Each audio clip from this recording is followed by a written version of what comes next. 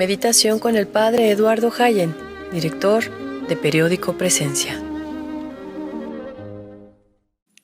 ¿Qué tal? Muy buenos días. En el podcast anterior hablamos sobre la resurrección de Jesucristo desde el punto de vista de la historia.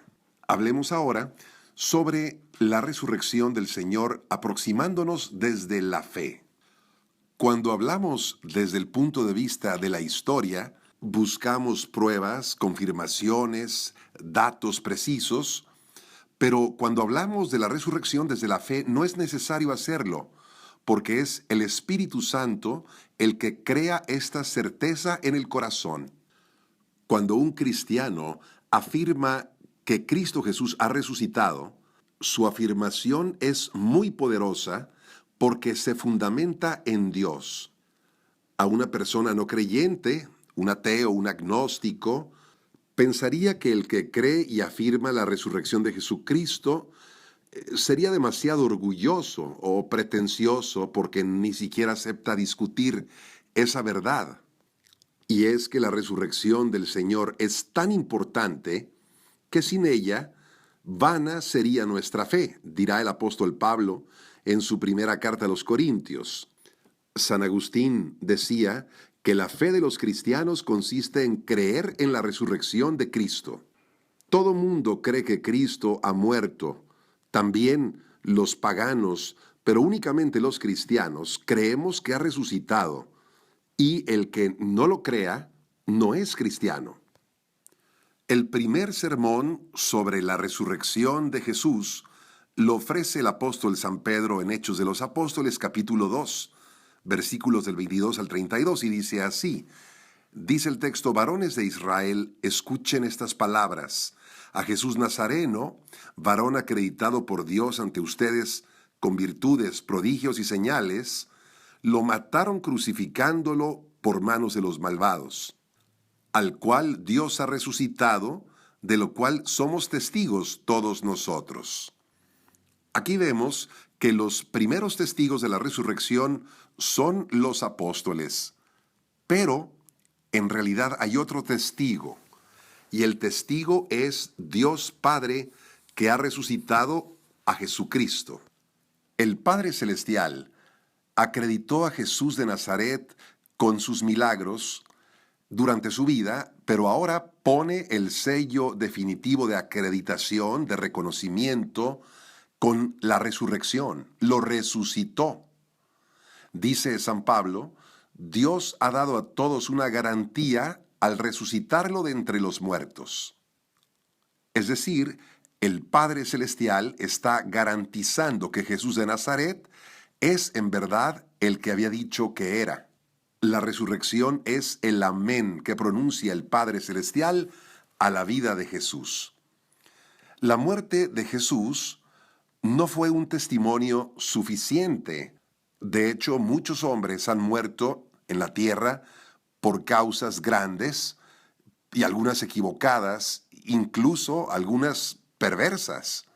La muerte de estas personas que dieron la vida por una causa no hizo verdadera esa causa. Solamente da testimonio de que creían en esa verdad. Pero la resurrección de Jesucristo es el sello de autenticidad divina de su persona. Jesús dijo a los que pedían un signo: destruyan este templo y en 3 días lo levantaré.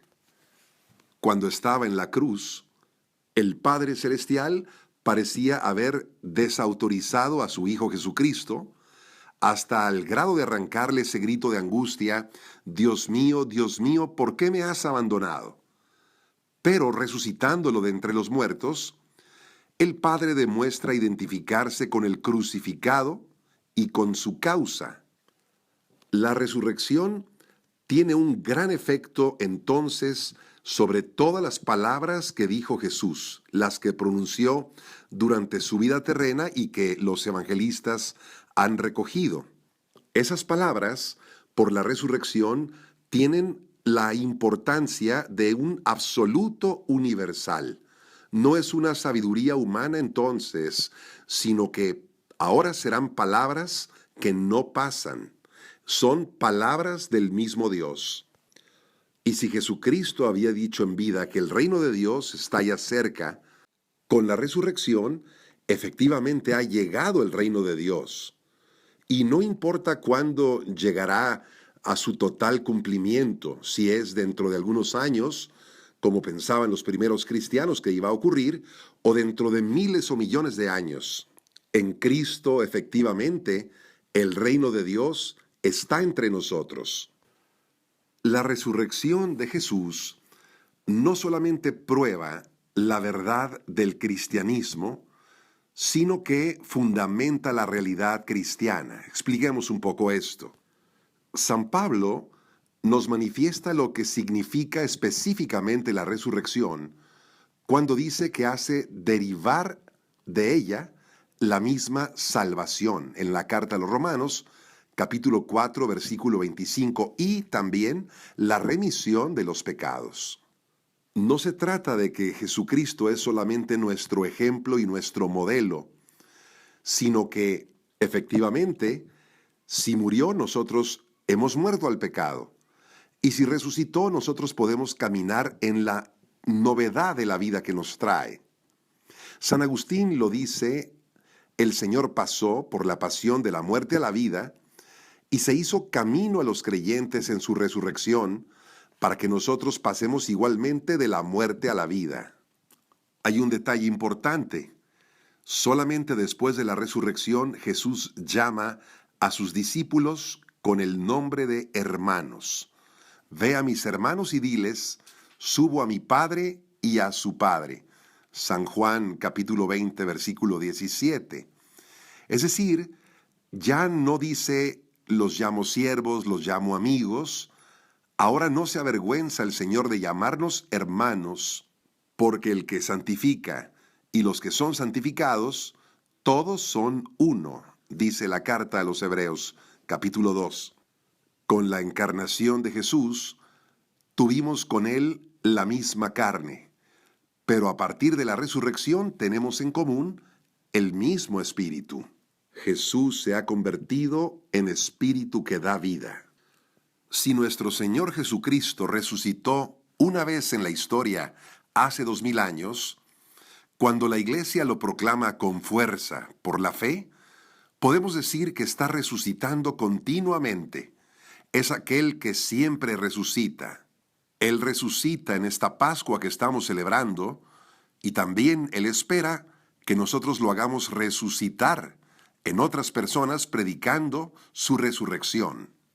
Pidamos siempre la gracia al Señor de tener la experiencia de Cristo resucitado y que podamos, como San Pablo, decir a los demás: también a mí se me apareció. Que tengas muy bonito día y feliz Pascua. Paz y alegría en tu corazón.